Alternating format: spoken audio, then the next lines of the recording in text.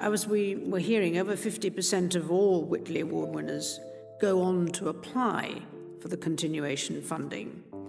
And that is a really important connection to maintain, that they still come back, they know that this adds value, and that they can make that measurable impact on endangered wildlife, as well as the local communities which allow that to continue. For decades, Princess Anne stood as the royal family's unshakable pillar. Nothing rattled her, until the day an unmarked envelope landed on her desk. Inside was a DNA test with Diana's name, and another name that sent ice through her veins, a name the palace had erased from history. HIV does not make people dangerous to know, so you can shake their hands and give them a hug. Heaven knows they need it. As Anne read the conclusion, she physically collapsed. Palace staff rushed in to find her clutching the paper, tears streaming down her face. Because what that test proved was not just shocking, it was the one secret powerful enough to end the British monarchy forever. Diana had been protecting someone, and that someone was closer than anyone imagined. The morning began like countless others within the walls of Kensington Palace.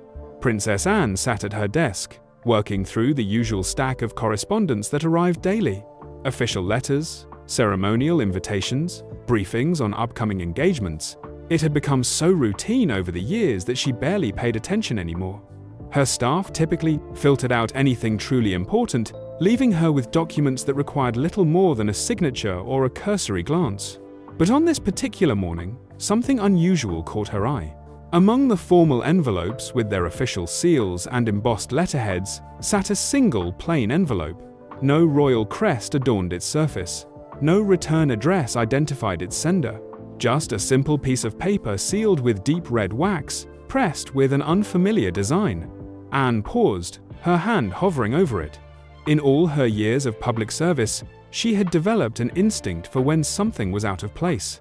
This envelope felt different in a way she could not immediately explain.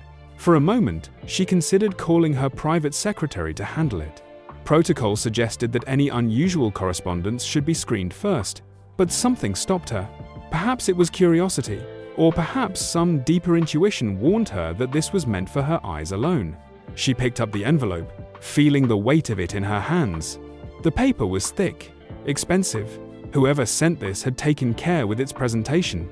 Anne broke the wax seal and unfolded the single sheet inside. What she saw made her blood run cold. At the top of the page sat the header of a private medical laboratory, one she did not recognize but whose credentials appeared legitimate. Below that, clinical language laid out the purpose of the document in stark terms. This was a DNA analysis report. Her eyes scanned down the page, and there, listed clearly, was a name she knew as intimately as her own: Diana Spencer. Beneath Diana's name appeared another name, one completely foreign to Anne. She had never seen it in any official royal documentation, never heard it mentioned in family discussions, never encountered it in the exhaustive records that chronicle every aspect of royal lineage. Yet here it was, linked to Diana through the most fundamental connection possible. The conclusion at the bottom of the cond report was written in language that left no room for misinterpretation. The laboratory had identified a definitive genetic match between Diana and this unknown individual. The probability figures were overwhelming, the kind of certainty that removed all doubt. Anne read the conclusion once, then again, then a third time. Her hands had begun to shake without her realizing it. She set the paper down on her desk and stared at it, as if it might somehow change if she looked away and back again. But the words remained exactly as they were, cold, scientific, and utterly devastating in their implications. The carefully ordered world she had inhabited for her entire life suddenly felt unstable beneath her feet. The British monarchy was not simply a family, it was an institution built on very specific principles. Lineage mattered. Bloodlines defined everything from succession to legitimacy. The whole structure depended on absolute clarity about who belonged where in the family tree. And this document, if authentic, suggested that clarity had been deliberately obscured. Anne's mind began racing through possibilities. Who had sent this? Why now, years after Diana's death? And most troubling of all, what did it mean that Diana had been connected to someone whose very existence had apparently been erased from official records? She thought back to her interactions with Diana over the years. They had not been particularly close, their personalities too different, their roles within the family often at odds. But Anne had respected Diana in ways she rarely acknowledged publicly. She had seen how the institution could crush someone who did not fit neatly into its expectations. Now, sitting with this report in her hands, Anne remembered certain moments with new clarity. Diana had sometimes spoken in ways that seemed cryptic at the time. She would make references to things she could not say publicly, to truths that were too dangerous to speak aloud. Anne had dismissed these comments as the dramatic tendencies of a woman under tremendous pressure. The press had been relentless, the marriage had been failing, and Diana had been struggling to find her place in a system that seemed designed to contain rather than support her. But perhaps those cryptic comments had not been dramatic at all. Perhaps Diana had been trying, in the only way she safely could, to leave hints about something much larger. Anne recalled a conversation they had shared at a family gathering, one of the rare moments when they had spoken privately. Diana had talked about keeping certain things safe, about making sure there would be a record for someone who would eventually understand. At the time, Anne had nodded politely, assuming Diana meant her personal diaries or perhaps letters to her sons. Now those words took on an entirely different meaning. The implications of this DNA report extended far beyond personal family matters. If Diana had indeed had another child, one whose existence had been concealed, the questions that raised were staggering. When did this happen? Where was this person now? Who else knew about it? And most critically, why had it been kept secret? The monarchy had weathered scandals before, certainly. But this was different. This was not about affairs, or divorces, or public relations disasters. This was about bloodline, about the fundamental question of who belonged to the royal family and who did not. Anne stood up from her desk and walked to the window, still holding the report. The gardens stretched out before her, perfectly manicured and maintained, every hedge trimmed to precision, every flower bed arranged with exacting care. It was a view that represented everything the monarchy stood for: order, tradition, control. But beneath that carefully tended surface, apparently, lay secrets that contradicted the very image the family worked so hard to project. She thought about the timing of this revelation. Diana had died years ago, her voice silenced in a tunnel in Paris under circumstances that had spawned countless conspiracy theories. Anne had never put much stock in those theories. They seemed like the kind of wild speculation that flourished in the absence of clear answers. But now, holding evidence that someone had apparently gone to great lengths to hide a genetic connection to Diana, she found herself wondering what else might have been concealed. If this could be kept secret, what else had been systematically erased from the record? The more Anne considered it, the more she realized that whoever sent this report had chosen her specifically. They could have sent it to the press, creating an immediate scandal. They could have sent it to Charles, forcing a confrontation within the family first. But they had sent it to Anne. That suggested intention. Whoever was behind this knew that Anne, despite her loyalty to the institution, also had a reputation for directness and integrity. They were counting on her to do something with this information rather than simply bury it. Anne carefully folded the report and placed it in the private drawer of her desk, turning the key in the lock. But even as she secured it away, she understood that nothing about her life or the monarchy itself would remain unchanged by what she had just learned. The silence of the palace around her felt suddenly oppressive, as if the building itself was holding its breath, waiting to see what she would do next. She had always been the steady one, the reliable member of the family who carried out her duties without complaint or drama. But this was different. This was not something that could be handled with protocol and public appearances. This was a truth that demanded a response, even if she did not yet know what that response should be. The unmarked envelope had delivered more than just a document. It had delivered a choice, one that would test everything she believed about duty, family, and the institution she had served her entire life. Anne could not simply lock away the DNA report and pretend it did not exist. The revelation had planted itself in her mind, demanding answers to questions she had never thought to ask. She found herself unable to focus on her usual responsibilities. Every ceremonial duty felt hollow when measured against the weight of what she now knew, or rather, what she suspected she knew. The report had confirmed a genetic link, but it had not provided context, history, or explanation. For that, she would need to dig deeper into Diana's past. She began, carefully, aware that any obvious investigation would draw attention. The palace operated on gossip and observation. People noticed when routines changed, when questions were asked outside normal channels. Anne had to be strategic. She started by revisiting what she already knew about Diana's life, particularly the years when Diana had been most isolated within the family structure. The late 1980s stood out. Diana's marriage to Charles had been deteriorating, the fairy tale narrative crumbling under the reality of incompatibility and infidelity. During those years, Diana had taken several trips abroad, ostensibly for charitable work or personal retreats. Anne requested access to Diana's archived personal papers, framing it as research for a potential memorial project. The request was granted without suspicion. When the boxes arrived, Anne dismissed her staff and began working through them alone. What she found was not immediately obvious. Diana had been careful, or perhaps simply cryptic in her natural expression. But certain patterns emerged as Anne read through diary entries and personal correspondence. Diana had written frequently about feeling trapped, about the machinery of the institution working against her. That much was well known. But there were other references, more subtle, that Anne had never fully registered before. In one diary entry from 1987, Diana had written about truth being too dangerous to speak openly. She mentioned keeping things safe for a future time when someone would be ready to understand. Anne had read similar entries before and dismissed them as the emotional processing of a woman under immense strain. Now they read like breadcrumbs intentionally left along a path. Diana had not been speaking abstractly. She had been documenting something real, something she knew she could not reveal while she was alive but hoped would eventually come to light. Letters Diana had written to close friends contained similar hints. She spoke of decisions that haunted her, of sacrifices made for safety, of hoping that one day the full story could be told. Her correspondents at the time had apparently interpreted these comments as references to her failing marriage or her struggles with the royal family's expectations. But reading them now, with the DNA report as context, Anne saw a different narrative emerging. Diana had been protecting something, or someone, from the very institution that should have sheltered them. Anne expanded her investigation beyond Diana's personal papers.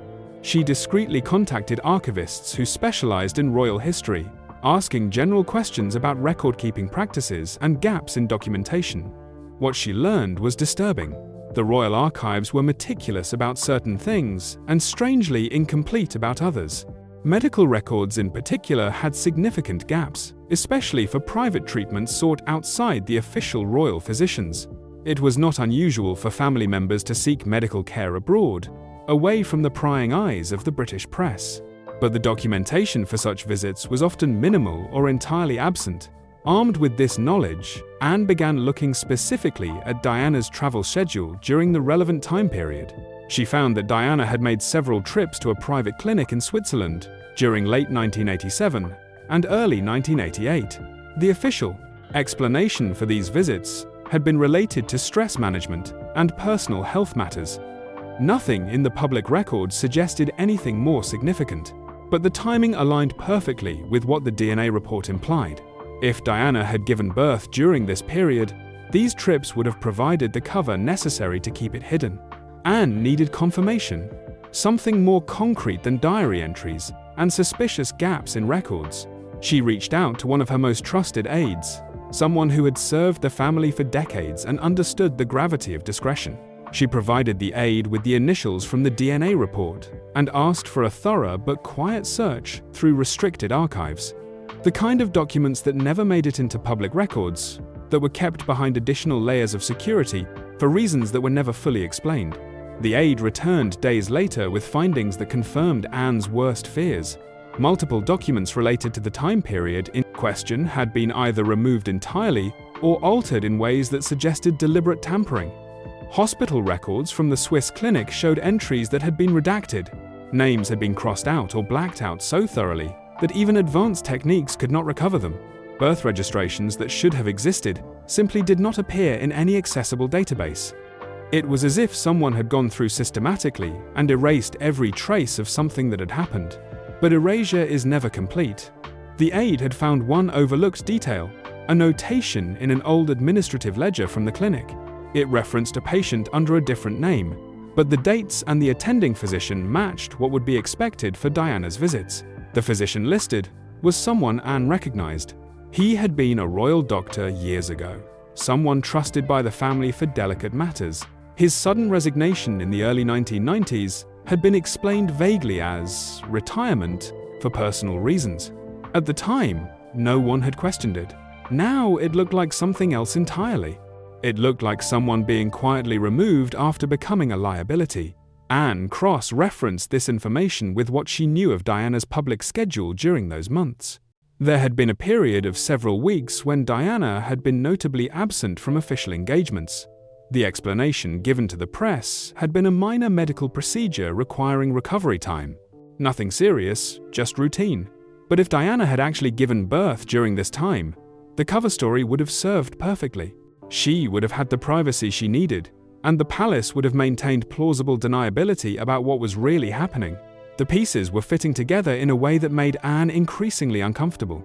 This was not some minor indiscretion that had been politely overlooked. This was a coordinated effort to hide something fundamental. The level of planning required, the number of people who must have been involved, suggested that this had been sanctioned at the highest levels. Someone with real authority had made the decision to erase this child from existence, to ensure that no paper trail remained that could threaten the carefully controlled narrative of royal succession. Anne thought about the whispers that had circulated over the years. There had always been rumors, the kind of stories that tabloids occasionally published, and that the palace firmly denied. Stories about Diana having another child, about a secret pregnancy, about a baby born in hiding. Anne had dismissed these rumors along with everyone else. They had seemed too outlandish, too much like the fantasy of conspiracy theorists who wanted to believe the royal family was hiding dramatic secrets. But standing now with actual evidence in her hands, those dismissed rumors took on new weight. Perhaps they had not been entirely fabricated. Perhaps they had been based on leaked fragments, of truth that the palace had successfully buried under layers of official denial. What disturbed Anne most was the realization that this concealment had not ended with Diana's death. If anything, it seemed to have intensified. Diana had died in 1997. The alterations to records, the systematic removal of documentation, had continued well after that date. Someone had taken the opportunity of Diana's death to clean up loose ends, to ensure that whatever she had known would die with her. It suggested a coldness that Anne found difficult to reconcile with her understanding of her family. This was not simply protecting the monarchy from scandal. This was erasing a human being from history. Anne knew she could not confront this alone, not yet. She needed to understand the full scope of what had been hidden before she could decide what to do with the information. But there was one person she needed to speak with first, one person who would have been central to any decision of this magnitude. Her brother Charles had been Diana's husband during the relevant time period. If anyone knew the truth about what had happened, it would be him. Anne was not naive about what she might discover. She understood that confronting Charles meant potentially uncovering his complicity in the concealment, but she had come too far to turn back now. She arranged to meet him privately, away from staff and other family members. When she placed the DNA report in front of him, she watched his face carefully. What she saw was not shocking or confusing, it was recognition. And in that terrible moment of silence before he spoke, Anne understood that her brother had known about this for years. He had known, and he had said nothing. The institution they had both served their entire lives had demanded his silence, and he had given it without question. Charles did not deny it. That was perhaps the most chilling aspect of their conversation. When Anne confronted him with the DNA report, laying out everything she had discovered through weeks of careful investigation, he simply sat back in his chair and exhaled slowly. The weight of decades seemed to settle across his shoulders at that moment. He looked older than she had ever seen him, worn down by the burden of secrets that had apparently been eating at him for years. He confirmed what Anne had already begun to suspect. Yes, there had been another child. Yes, Diana had given birth during one of those carefully orchestrated trips abroad. And yes, he had known about it from the beginning. The admission came quietly, without the defensiveness or outrage Anne might have expected. He spoke about it almost clinically, as if discussing a historical event rather than a living person whose existence had been deliberately erased from family records. What followed was an explanation that Anne found both logical and utterly heartless. Charles described the chaos that had followed Diana's death in 1997. The public outpouring of grief had been unprecedented. The monarchy itself had seemed vulnerable in ways it had not been for generations. Public opinion had turned sharply against the family, viewing them as cold and out of touch. In that moment of institutional crisis, certain decisions had been made by senior advisors and family members. The existence of another child, one born outside the direct line of succession and under circumstances that would invite endless speculation, was deemed too dangerous to acknowledge. A group of trusted individuals had gathered in the immediate aftermath of Diana's death. Charles named some of them, people Anne recognized as long-serving members of the royal household and government liaisons who understood constitutional matters. Together, they had made a calculated decision.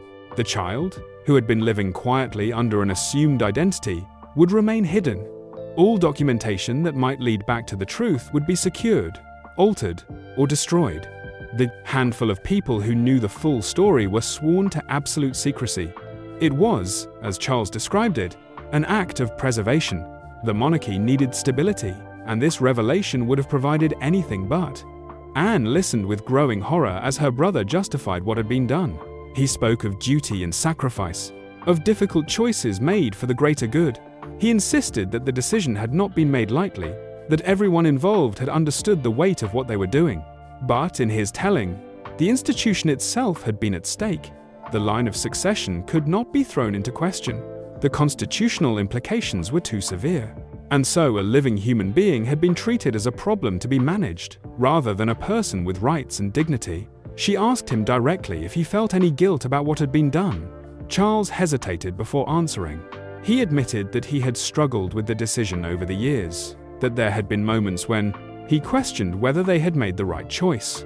But ultimately, he had convinced himself that protecting the monarchy justified the concealment.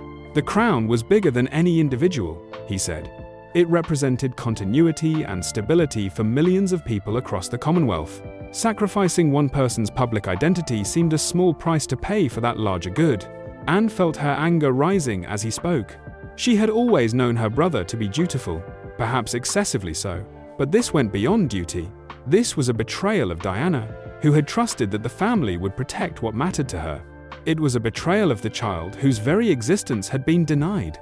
And it was a betrayal of Anne herself, who had spent her entire life believing that the family operated with at least some baseline level of honesty among themselves.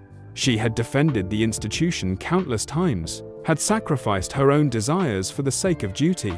And now she learned that while she had been faithfully serving, her brother and others had been engaged in a conspiracy to hide fundamental truths. She reminded Charles of Diana's final years, of how isolated and desperate she had seemed. Diana had tried to be heard, had given interviews and written letters attempting to tell her side of the story. The family had responded by closing ranks, by treating her revelations as acts of betrayal rather than cries for help. And all the while, they had been sitting on a secret that would have vindicated so much of what Diana had been trying to say. The institution that Diana had warned was suffocating her had indeed been working actively to silence the most important truth she carried. Charles had no adequate response to this. He sat in silence as Anne's accusations poured out. When she finally stopped, exhausted by her own rage, he offered only that he had done what he thought necessary at the time. It was not an apology. It was barely even an acknowledgement of wrongdoing. It was simply a statement of fact, delivered by a man who had long ago made peace with his own complicity. But Anne was not satisfied with Charles's explanation alone. If this conspiracy had been as coordinated as he suggested, then others had been involved, and she had a strong suspicion about who might have played a central role. Camilla had been a constant presence in Charles's life for decades, even during his marriage to Diana. She had survived every scandal, every public relations disaster, every moment when it seemed her relationship with Charles might finally destroy his prospects. She had done so by being extraordinarily careful, by understanding how power worked within the institution, and by never making the mistake of being too visible or too vulnerable. Anne arranged to speak with Camilla next. Unlike her conversation with Charles, this meeting was not emotional or heated. It was something closer to a chess match. Camilla received her cordially, as she always did, and listened without interruption as Anne laid out what she knew. When Anne finished, Camilla's response was telling. She did not deny knowledge of the situation. Instead, she acknowledged it with remarkable calm, as if they were discussing routine palace business rather than a hidden child and decades of deception. Camilla explained that she had learned about Diana's secret years ago, not from Charles directly, but through her own quiet investigations. She had recognized early in her relationship with Charles that information was power within the royal system.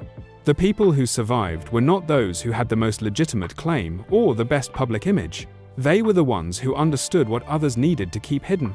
She had made it her business to know things, to gather pieces of information that might prove useful if circumstances required it. The revelation about Diana's child had been perhaps the most valuable piece of information she had ever acquired. She had never needed to use it overtly, never needed to threaten anyone directly. The simple fact that she knew had been enough. It had made her untouchable in ways that her relationship with Charles alone never could have. Anyone who might have thought to push her aside, to question her position or her influence, had to consider that she held knowledge capable of bringing down the entire institution.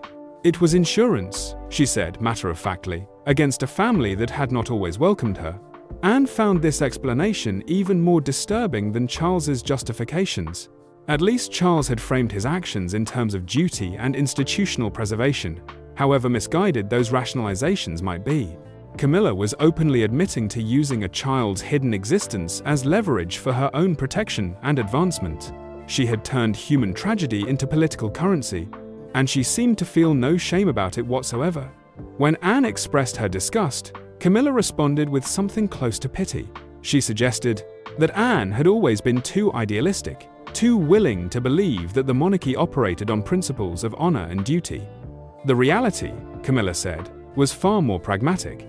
The institution survived because people like her understood how to play the game. She had done nothing illegal, she pointed out. She had simply been smart enough to recognize valuable information when she encountered it, and wise enough to use it strategically. Then Camilla delivered a warning that made Anne's blood run cold. She suggested, delicately but unmistakably, that Anne should consider carefully before deciding what to do with her newfound knowledge. The palace had ways of protecting itself, Camilla said. Information could flow in multiple directions. If Anne chose to make Diana's secret public, she should understand that other secrets might surface as well. Secrets about Anne herself, about choices she had made over the years that might not reflect well under public scrutiny. It was not an overt threat, but the implication was clear. Mutually assured destruction was a strategy that worked in politics, and Camilla was very good at politics.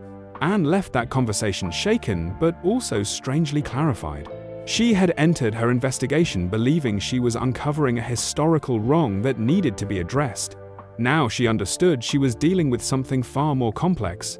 This was not simply about revealing the truth. It was about challenging a power structure that had been carefully built and maintained by people who would not relinquish control easily. Camilla's final comment had been particularly haunting. She had said, almost as an afterthought, that the child was closer than Anne might think. Not hidden away on another continent, not lost to history, close, present, perhaps watching the very people who had erased him from existence. That single comment transformed everything. Anne had been operating under the assumption that she was investigating the past, trying to understand and perhaps correct historical wrongs. But if Camilla was telling the truth, then this was not history at all. It was the present reality. Diana's child was not an abstract concept or a tragic figure from decades past. He was alive, aware, and potentially within reach. The investigation that had begun with a single envelope had now led Anne to a precipice. On one side lay the comfortable fiction she had lived with her entire life. On the other lay a truth that would demand action, consequences, and courage she was not certain she possessed. Anne could not let the investigation end with Camilla's veiled threats and cryptic warnings. The suggestion that Diana's child was somehow close, existing in the present rather than buried in the past, consumed her thoughts. She had come too far to turn back now. regardless of the personal or institutional consequences. What had begun as an attempt to understand a historical secret had transformed into something more urgent. There was a living person at the center of this story, someone who had spent their entire life in the shadows of a family that should have claimed them. She returned to her private contacts, the archivists and researchers who had helped her piece together the fragmented records from Europe. This time, her instructions were more specific. She was not looking for historical documents anymore. She wanted current information. She needed to know where Diana's child was now, what name he lived under, and whether he knew the truth about his own identity.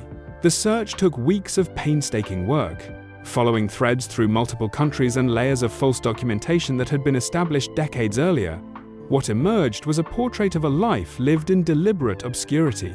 The man Diana had given birth to in the late 1980s had been raised under an assumed identity, far from the public eye. He had grown up knowing he was different, that his origins were complicated in ways he could not fully understand as a child. But as he matured, pieces of information had reached him through carefully managed channels. Diana had not abandoned him entirely. She had maintained contact through intermediaries, sending letters and guidance, even as she publicly played the role of mother, only to William and Harry. When Anne finally saw photographs of him, the resemblance was undeniable. He carried Diana's features in his face, the same expressive eyes and distinctive bone structure that had made her so photogenic. There were echoes of the Spencer family line, unmistakable to anyone who knew what to look for.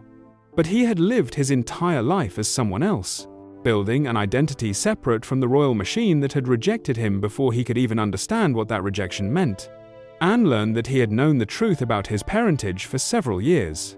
Diana's letters, delivered to him after her death through one of her most trusted confidants, had explained everything: who he was, why he had been kept hidden, and what she had hoped might one day be possible if circumstances changed. He had been given the choice to come forward or remain in obscurity. For years, he had chosen silence, perhaps out of respect for his mother's memory, or perhaps because he had built a life that did not require royal acknowledgement. But Anne also learned something that surprised her. He had been watching the family from a distance, following their lives through public reports and occasional private channels. He knew about William and Harry, his half-brothers who had no idea he existed. He had seen them grow up, marry, have children of their own. He had witnessed the family navigate scandals and celebrations, all while knowing he was connected to them by blood, but separated by institutional decision. The emotional weight of that knowledge must have been staggering, Anne thought. To be so close to a family yet completely excluded from it. Anne made the decision to meet him. It was not something she could delegate or approach through intermediaries. This required a direct conversation, one human being to another, stripped of titles and institutional obligations. She arranged the meeting in absolute secrecy, telling no one in the palace where she was going or why. When they finally sat across from each other, the moment felt surreal. She was looking at Diana's son, a person who should not exist according to official records, but whose presence was undeniably real. He spoke calmly about his life, about growing up knowing he was different but not understanding why. He described receiving Diana's letters after her death, the shock of learning his true identity, and the years he had spent deciding what to do with that knowledge. He had no interest in titles or public recognition, he said. He had built a good life on his own terms, but he also carried the weight of knowing that his very existence had been treated as something shameful, something that needed to be hidden and denied. What struck Anne most deeply was his description of Diana. He spoke of her not as the public icon or the tragic princess, but as a mother who had loved him even while being unable to claim him publicly.